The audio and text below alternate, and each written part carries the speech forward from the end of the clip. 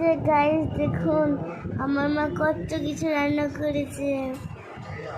এখন আলু মাখা, পেঁয়াজ, পটল ভাজা, বেগুন ভাজা, লঙ্কা, আর 2 রকম বড়ির ভাজা, দেশের আলুর ভাজা, তারপরে ওখানে পকোড়া।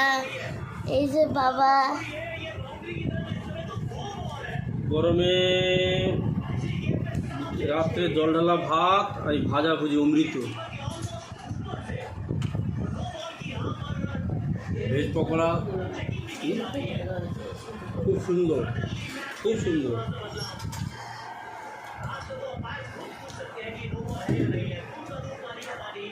দেশি আলুর ভাজা করে দাও।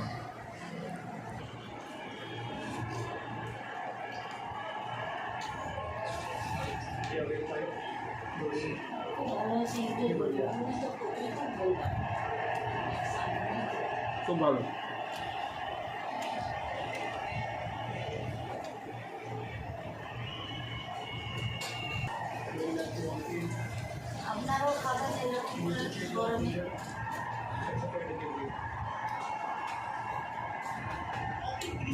গরমে জল ঢালা ভাত, পকোড়া, আলু ভাজা, আলু মাখা, পটল ভাজা,